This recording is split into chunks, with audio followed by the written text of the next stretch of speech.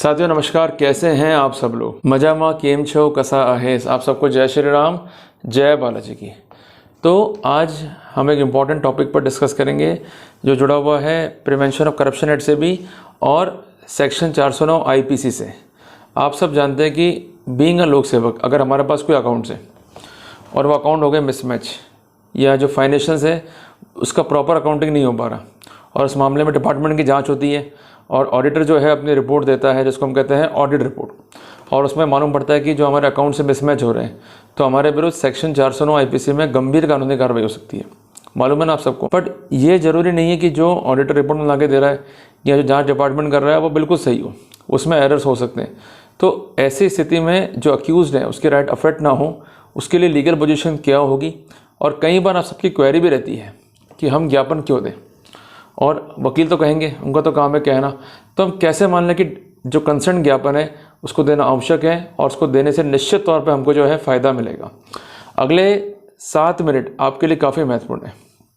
जो कुछ बताऊंगा वो बेस्ड है on judgement of honourable Supreme Court. एक एक बात को आप सुन लेना, समझ लेना, ताकि जो भी आपके कन्फ्यूजन्स हैं, एक ऐसे कन्फ्यूजन्स जिसका समाधान आपके पास में भी नहीं है और ना ही आपके वकील आपको दे पा रहे हैं, तो कम से कम सही सॉल्यूशन के बेसिस पे आप खुद तय कर पाओगे कि हमको प्रोसीड करना चाहिए ज्ञापन के लिए या नहीं करना चाहिए। ठीक है साथियों, एक व्यक्ति है, वो काम कर रहा है as LDC, district literacy education office में। ठीक है जी। इस पर आरोप ये थे कि इसने उस कंसर्न संस्थान के अकाउंट्स को डिलीट किया, उसमें मैनिपुलेशंस करे, और जब अकाउंट चेक हुए तो ये मालूम पड़ा कि 4,40,000 के समथिंग जो है अकाउंट्स में छेड़खानी हुई है। वो फंड्स जो है कम पाए गए। ऑडिटर ने भी जो है जांच कर ली, उसने अपनी ऑडिट करी और यही फैक्ट को जो है कंफर्म कर दिया। इन सब के बेसिस पर एक ऑडिट रिपोर्ट जो है तैयार हुई और उस ऑडिट रिपोर्ट के बेसिस पर जो कंसर्न व्यक्ति है उसको अभियोजित किया गया। यहाँ तक तो फैक्ट बहुत सिंपल दिखते हैं हमारे को। जो उसका अभियोजन हुआ वो हुआ सेक्शन 409 आईपीसी में। पर यह व्यक्ति घबराए नहीं, इसने अपने सबमिशंस जो है कंसर्न पुलिस को दिए। पुलिस ने इस मामले की गहन जांच करी। गहन जांच के बाद मामले में जो है पुलिस ने एफआईआर लगा दी। एफआईआर लगने के बाद जो कंसर्न स्टेट था उसके बाद अधिकार था to file the protest petition, तो उन्होंने प्रोटेस्ट को जो है फाइल किया और सेक्शन 173 सब क्लॉज 8 सीआरपीसी के लाइट में फर्दर इन्वेस्टिगेशन की मांग करी। यह एप्लीकेशन जो है अलाउ कर दी कोर्ट ने। फिर भी ये नहीं घबराया आरोपी, इसने जो है सबमिट करा अपना रिप्रेजेंटेशन। इसका कहना यह था कि मेरे मामले में कोई केस मेड आउट नहीं हो रहा है, क्योंकि जब मैंने सबमिशंस दिए पहले तब तो पुलिस ने एफआईआर लगा दी, पर सेकंड टाइम जो है सबमिशन जब मैंने दिए ना तो पुलिस ने एफआईआर लगाई ना ही चार्जशीट दी, तो अल्टीमेटली राइट्स जो है मेरे अफेक्ट हो रहे हैं। इनका कहना यह था कि डिपार्टमेंटल इंक्वायरी भी यहाँ पर इनिशिएट हुई, मैंने डॉक्यूमेंट्स जो है सबमिट करे और 15/12/2008 को ये केस भी जो है क्लोज हो गया, जिसको बोलते हैं एक्सोनरेशन ऑफ द प्रोसीडिंग। इस मामले में मैंने ऑलवेज कोऑपरेट किया है विद द इन्वेस्टिगेटिंग ऑफिसर। मैंने कोई डिले नहीं किया है। मैंने जो भी ज्ञापन दिए हैं उन्हें कंसीडर करते हुए पहले तो एफआईआर दे दी गई, पर जब मजिस्ट्रेट साहब ने दोबारा जो है जांच के आदेश दिए और मैंने जो है अपने ज्ञापन दिए तो उसे किसी भी रूप में जो है ना तो कंसीडर किया जा रहा है ना ही रिजेक्ट किया जा रहा है।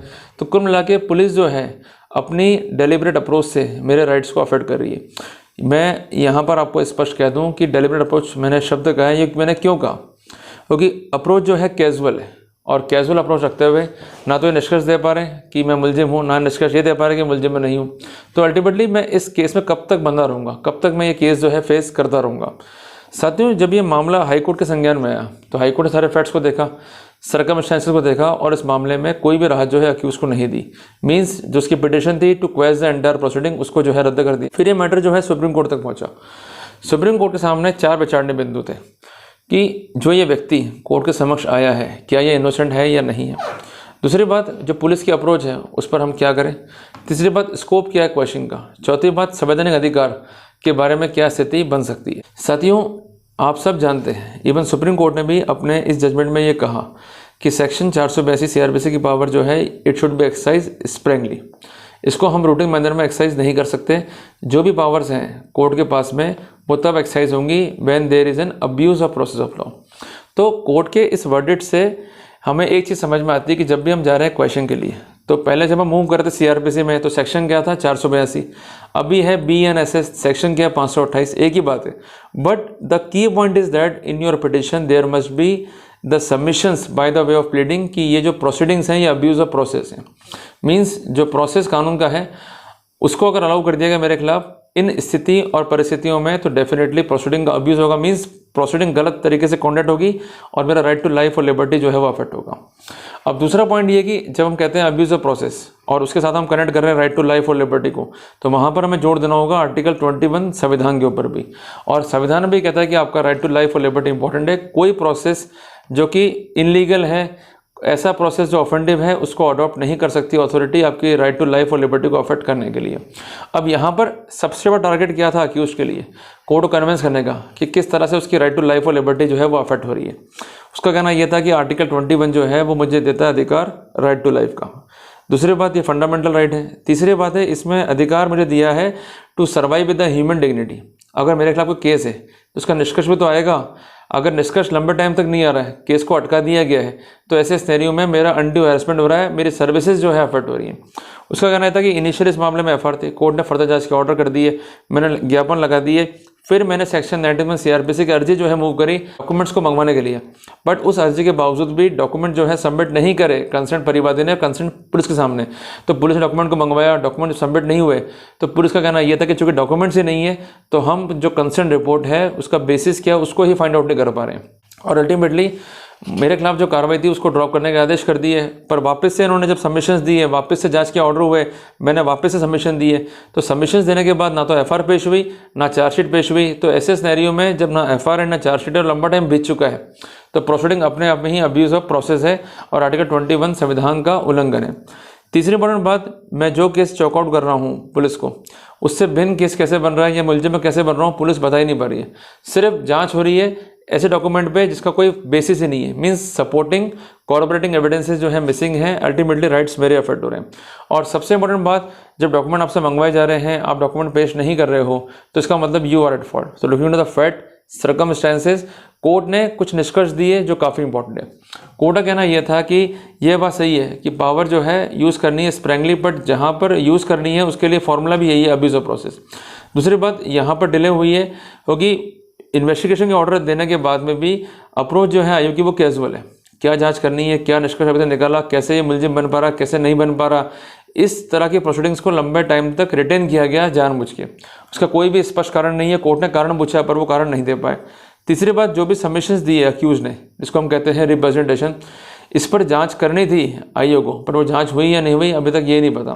तो कोर्ट ने कहा जहाँ पर डिले है इनऑर्डिनेट या जांच जो है फेयर नहीं है, तो ये अक्यूज के फंडामेंटल राइट्स को जो है अफेक्ट करने की पोजीशन है। तो कोर्ट ने सारी स्थितियों और परिस्थितियों को देखते हुए प्रोसीडिंग को जो है क्वेश्चन करने के आदेश दिए। पर साथियों, ये सिर्फ एक फैसला नहीं है, ये हमारे लिए गाइडिंग प्रिंसिपल्स हैं ऑनरेबल सुप्रीम कोर्ट के। ये हमें सिखाते हैं 5 महत्वपूर्ण बातें कि अगर आप पब्लिक सर्वेंट हैं, आपको रंगे तो नहीं पकड़ा गया है, मामला गबन का है या पदीय दुरुपयोग से जुड़ा हुआ है, तो आप पर आरोप क्या है उसको पहले एनालिसिस कर लें और उस पर आपका जवाब क्या है वो आप तैयार कर लें। दूसरी बात, आपका स्टैंड क्या है ये भी आप जो है तैयार करें। तीसरी बात है कि जो भी मामला है उसमें डिले कितनी हो रही है प्रोसीडिंग को पेश करने में और फर्दर प्रोसीडिंग कॉन्डक्ट करने में। अगर डिले अनयूजुअल है, डिले ह्यूज है, आप उस पर आपत्ति ले रहे हैं, वो आपत्ति के तहत अपनी देरी को स्पष्ट नहीं कर पा रहे हैं, तो वहाँ पर आपको जो है फ़ायदा मिल जाएगा। चौथी इंपॉर्टेंट बात है कि आप लोग कहते हैं कि हम ज्ञापन क्यों दें, बेकार है, ज्ञापन देना नहीं चाहिए। सुप्रीम कोर्ट ने भिड़ते ही इस केस में कंसर्न अक्यूज से क्वेश्चन पूछा कि क्या आपने ज्ञापन दिया है। अगर नहीं दिया है तो कोई बात नहीं, अभी हम ऑर्डर देते हैं, आप ज्ञापन दो और आईओ जो है जांच करेगा इसके ऊपर। तो उसने कहा कि सर मैं ज्ञापन दे चुका हूँ। तो इतना पॉजिटिव इंपैक्ट कोर्ट के माइंड पर था कि अक्यूज यहाँ पर अलर्ट है। आप लोग करते क्या हो, ज्ञापन देते नहीं हो। आपके वकील साहिबान कहते हैं कि नहीं सब जरूरत नहीं है, बाद में देख लेंगे, डिफेंस आउट हो जाएगा। अगर ज्ञापन नहीं दोगे तो स्टैंड कैसे लोगे? अगर आज ये आरोपी ज्ञापन नहीं देता तो क्या होता? तो कम से कम ज्ञापन के जरिए सही बात पहुंची, जांच हुई और जो डॉक्यूमेंट पेश नहीं कर पाया प्रोसिक्यूशन, उसका फायदा मिल गया कंसर्न अक्यूज को। तो इसलिए हमेशा ध्यान रखें कि जहां भी आपको लगता है कि गलत सलत काम हो रहा है प्रोसिक्यूशन के पार्ट पे या डॉक्यूमेंट को वो पेश नहीं कर रहे हैं, तो वहां पर ज्ञापन या मेमोरेंडम या रिप्रेजेंटेशन एक अच्छी युक्ति है जिस पर हमको जो है विशेषता ध्यान रखना है। और सबसे इंपॉर्टेंट बात कि जब भी आप जा रहे हैं क्वेश्चन के लिए तो आपको एक इंपॉर्टेंट पॉइंट जो है आइडेंटिफाई करना है, वो है अब्यूज ऑफ प्रोसेस। तो अगर इन पॉइंट पे आप काम कर लेंगे और इसके साथ साथ आर्टिकल 21 जिसमें right to life and liberty जो है शामिल है, तो किस तरह से प्रोसेस को अब्यूज़ किया जा रहा है, किस तरह से आपकी लाइफ अफेक्ट हो रही है और किस तरह से आपका अनड्यू हैरेसमेंट हो रहा है, अगर तीनों पॉइंटों को ढंग से पिरो के लिख दिया तो वहाँ पर आप राहत की स्थिति को अनुभव कर सकते हैं, वहाँ पर आप राहत मिलने की स्थिति को इन्हेंस कर सकते हैं, चांसेस को बढ़ा सकते हैं। सब कुछ डिपेंड है आपके ऊपर।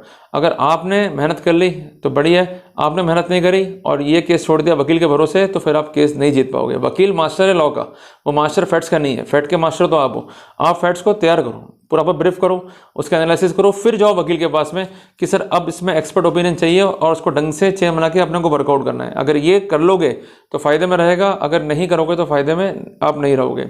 और सबसे इंपॉर्टेंट बात, ये मामले टेक्निकल है, तो इसलिए आपको वकील ढूंढना जो टेक्निकल आपको हेल्प कर सके। ये नहीं कि आप गए चलते फिरते वकील के पास में जिसको अनुभव नहीं है, तो फिर वो सलाह ऐसे कर देगा, आपकी दिक्कत हो जाएगी आपको। तो इसलिए आप जाओ फिनिशिंग हैंड्स में कि जहाँ पर वकील आपकी टेक्निकली हेल्प कर सके और वो टेक्निकली जानता हो कि मुझे किस तरह से डॉक्यूमेंट को पिरोना है, कैसे रखना है, किस तरह से वर्कआउट करना है। ठीक है जी, तो चीज़ें आसान है पर आसान करनी पड़ेंगी आपको। जल्दी मिलते हैं फिर एक नए टॉपिक के साथ। टिल देन, जय हिंद, जय भारत।